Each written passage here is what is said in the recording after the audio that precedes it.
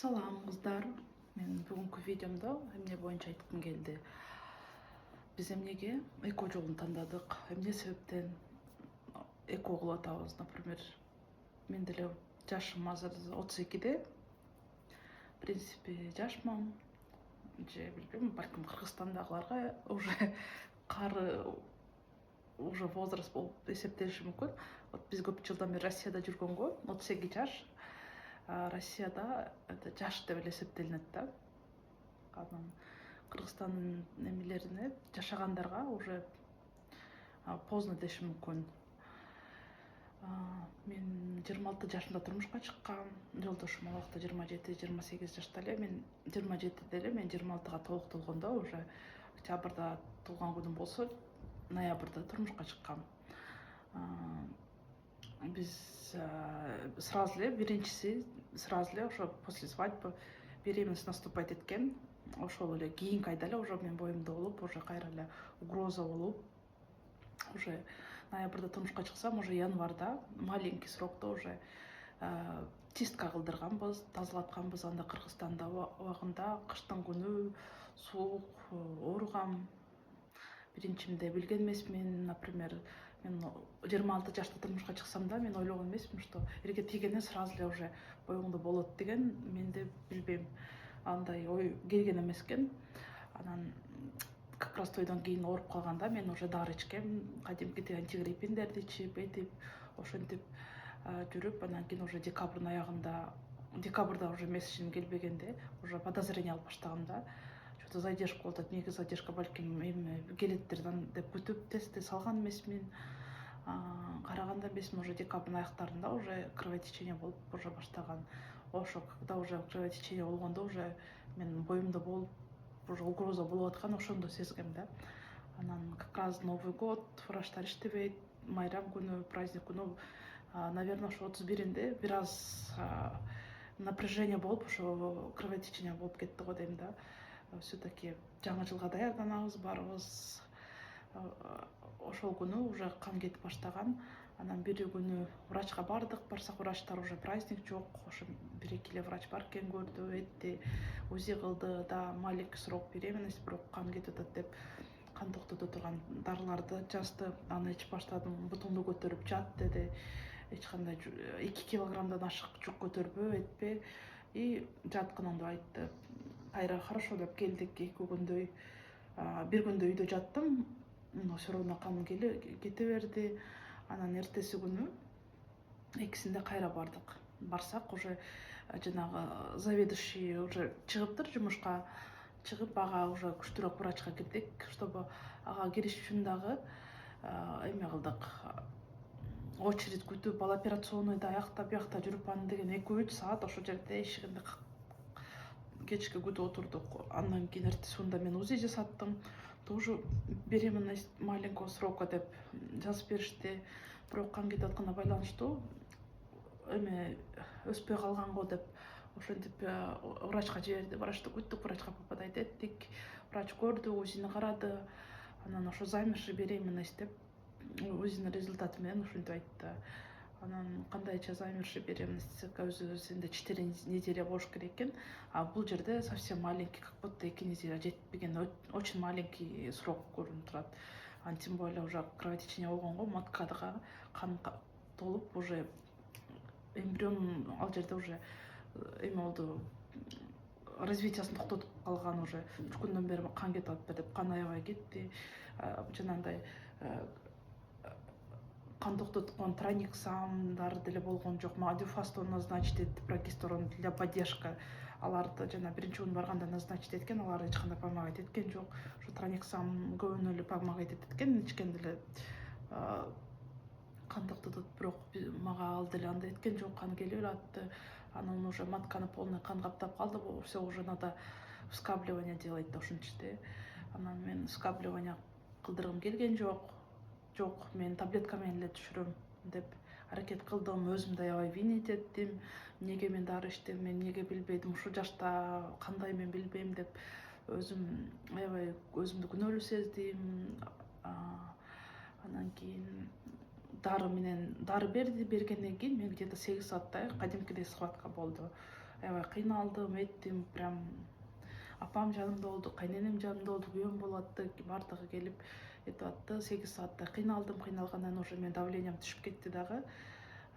Уже врач келип туруп, все, уже кыйналып калды, эме операционныйга алып киргиле, тазалайбыз, вакуум менен лечиться кылабыз деп ушинтип. Анан вакуум менен мен кылдыргым келген эмес, уже мен мурункудай эле түшүнүктүү болуп, ал вакуум кылганда все равно матканы травмировать этип койсо, кийин боюмда бүтпөй калбасын деген эле коркунучта болдум.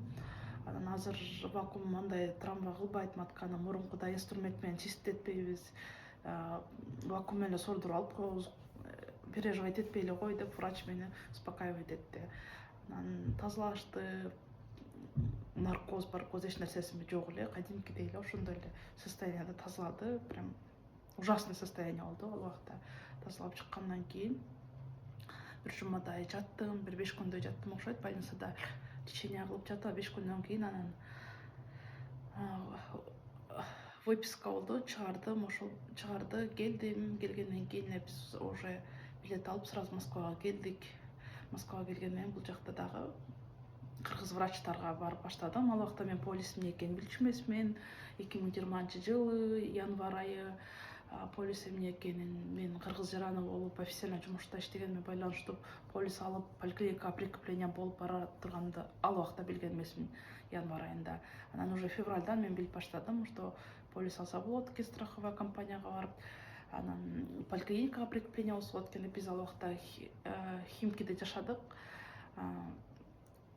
Беломорскийде жашадык, Химки жакта. Ошо Беломорский метродо ошол жерде поликлиникага барып прикрепление болдум. Ошол жакта страховая компаниядан полис алдым. Анан уже анализдерди тапшырып, этип гинекологду көрүнүп баштадым, эмне причина болушу мүмкүн деп. Анан ошол эле убакта платныйга да көрүнүп атканбыз.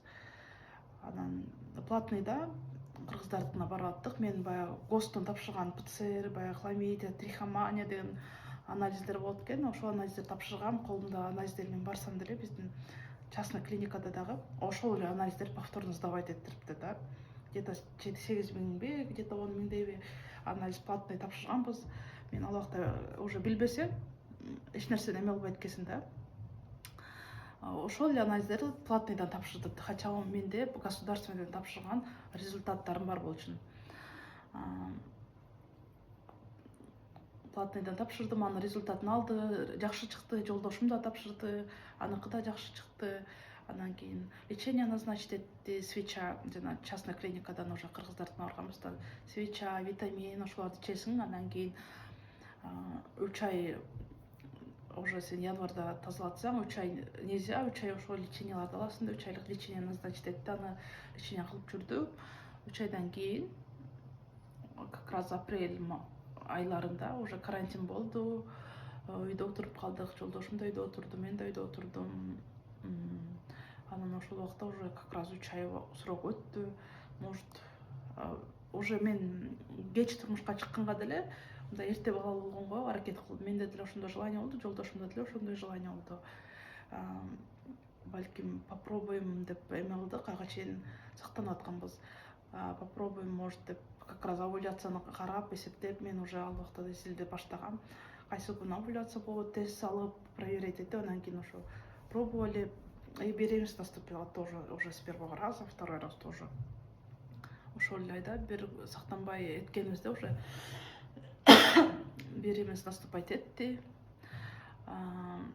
Май айынан баштап уже как раз задержка болду. Бардым врачка, барып эле, я беременна, у меня тест показывает десем. Кто сказал, что беременна дейт. Анан кийин канча күн задержка дейт, 2 күн задержка десем. Это всего лишь 2 дня. Откуда такая уверенность, что ты беременна деп гинеколог ушинтет. Анан кийин я уже тест сделала, несколько дней уже показывает десем. Ну, УЗИ делайте деп ушинтти. УЗИге направление берди, поликлиникада ачты, УЗИге барсам, замерший, не замерший, подозрительно деп, мындай точный, возможно, замерший беременность деп ушинтип жазып берди. Через неделю еще приходить на УЗИ, а сейчас маленький срок, пока непонятно деп ушинтти. Анан гинекологу келип айтсам, ал айтты, давайте я еще раз открою, там через неделю еще повторно будете УЗИ делать деп. Дагы ачты, через неделю барсам, уже 6 неделя болчу, сердцебиение жок, плод совсем маленький, еще подождем должен идти. Чуть-чуть марш выделение келип аткан, ана ошондо выделение келип атат кровянистый, там коричневого цвета десем, утражестан, ошо прогестерон назначить этти, дюфастон таблетка ичип аттым, анан сырткары утражестандагы вагинально сал деди. Хорошо деп врачтын айтканы боюнча салып аттым, витаминдер назначить этти, аларды ичип аттым. Анан бир неделядан кийин уже тоже кан кетип баштады. УЗИге уже барсам, ну, уже 100% уже 7-й неделяда сердцебиение болуш керек, уже эме деди, замерший беременность деп диагноз коюп, анан кийин тем более кан кетип атканда уже скорый чакырдык, больницага алып кетти. Скорый менен жолдошум экөөбүз больницага бардык, карантин маал, эч кимди киргизбейт, эч нерсе кылбайт. Больницада жаттым. Жаткандан кийин ал жактан УЗИ жасады, уже да, замерший деп биринчи күнү УЗИ жасады, эртеси күнү операцияга подготовка кылды. Операциядан алдын заведующий эмне өзү келип УЗИ жасайт экен. УЗИ жасаганда менин алдымда бир өзбек кыз чыкты да, операционный палатадан чыгып, УЗИ жасаган заведующийдин палатасынан, кабинеттен чыкты дагы. Ал кызга капельница сайып этип, уже ал кызды абортко даярдап койгон. Анан именно заведующий УЗИ жасаганда жанагы эмбриондун плод сердцебиениеси согаттыр да. Ага чейинки УЗИлеринде сердцебиение жок болгон. Анан уже полный капельницаны сайып, уже абортко даярдап, уже ал кызды операционныйга алып кирейин деп атканда уже сердцебиение бар да. Анан ошол убакта мага да надежда келип калды. Буга чейин сердцебиение жок эле, балким ушунусунда сердцебиение болуп калаттыр деп. Жанагы өзбек кыздан кийинкиде мен операционныйга кирдим. Сыртта залда отургандар аябай обсуждение кылышты, буну операцияга даярдады, уколдорду сайды, бир күндөн бери капельница салып атат, дарыларды ичип атат, эми эмне кылат экен буну, кечээ эле уже сердцебиение жок, уже замерший абортко атышкан, уже бүгүн сердцебиениеси бар болуп калыптыр. Как так деп коридордо кыздар обсуждение кылып атышты да. Анын аркасынан эле мен кирсем, меникин карады дагы, анан кийин готовьтесь к операции деп ошентти. Анан кийин сердцебиение жокпу десем, у вас анембрия деди. Анан мен айттым да, балким бир күн дагы күтүп тураттырмын, пока эме күтүп турайын, балким жанагы өзбек кыздыкындай болуп кетеби деп ойлоп, может еще день подожду десем, нет деди да, у вас беременность есть, но плод нету деди. Пустой плодное яйцо деди. Анан ал нерсени өмүр уккан эмесмин, анембрия эмне экенин билбейт элем. Что это такое деп башыман врачтын айтканы бул жак кулагыма кирсе, бул жак кулагыма чыгып атты ар бир сүйлөгөн сөзү. Анан я, может, подожду еще 1 день десем, зачем деп атпайбы? У вас пустое плодное яйцо депчи. Беременность есть, а плодное яйцо нет внутри, бала жок деп ушинтип эме кылып атат да. Анан как так может быть деп эле, анан мен сразу операцияга даярдап баштады. Ошол күнү Москвада наркоз менен кылат экен. Наркоз сайды, каерде иштейсиң, атың ким деп сурап атканда наркоз сайган, ошойдон я отключилась, короче, дальше не помню. Уже көзүмдү ачсам, палатада жатыпмын, уже тазалап коюптур. Мен мастер болуп иштейм, салонда иштейм деп айтып атканым акыры эсимде, калганы уже эсимде жок эчтеке. Тазалаптыр, эч нерсе сезилген жок, Кыргызстандагыдай бою чувствовать эткен жокмун, Кыргызстандагыдай схватка болгон жок. Жанагындай наркоз менен тазалаганга эч нерсе чувствовать этпедим. Жатсам уже палатада экем, көзүмдү ачсам, палатада менен жаткан кыздар меникине замерший болуп жаткандар болду, кээ биркилер угроза болуп эме поддержка кылып жаткандар болду, просто жанагындай нормальный беременность, просто угроза болуп атканына байланыштуу лечение алып жаткандар, сохранение, то есть сохранениеде жаткан кыздар да болду.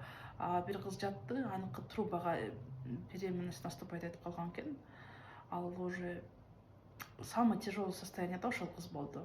Ал мондойдон катетер менен мында шлангыда кандар кетип атты. Аныкы нематочный беременность болуп, аныкы аябай сложный болуп, аны көрүп коркуп аттык. Ал бир күн кыймылдабай жатты, бир күндөн кийин гана кыймылдап баштады. Аны көрүп Кудайга шүгүр, ушундай болбогонуна шүгүр деп жаттым. Беременность наступать эткен, маткага эткенине дагы шүгүр дедим. Ошого окшоп трубага айтып калбаганына шүгүр. Ал кыздын трубасын алды уже, ал кыз да бир эле труба калды. Ал трубасы если жакшы болсо, анан беременность наступать этет естественный. Если ал трубасында да суу же бирдеме накапливать этилип калса, уже ага да уже бир труба менен боюнда бүткөнгө шанс өтө аз да. Кудайга шүгүр деп ошонукундай болуп калбаганына шүгүр деп аябай мен жалеть этип аткам ага чейинчи. Аябай переживать этип, кумданан кайра ал кызды көрүп, ушунукундай болбогонуна шүгүр, Кудайым берерин унутпасын деп жаттым. Ал жерде 2 күн лечение кылдым. После операциядан кийин 2 күндөн кийин уже чыгарып берди. Жолдошум экөөбүз келди, чыгып кеттик, барып үйдө жүрдүм.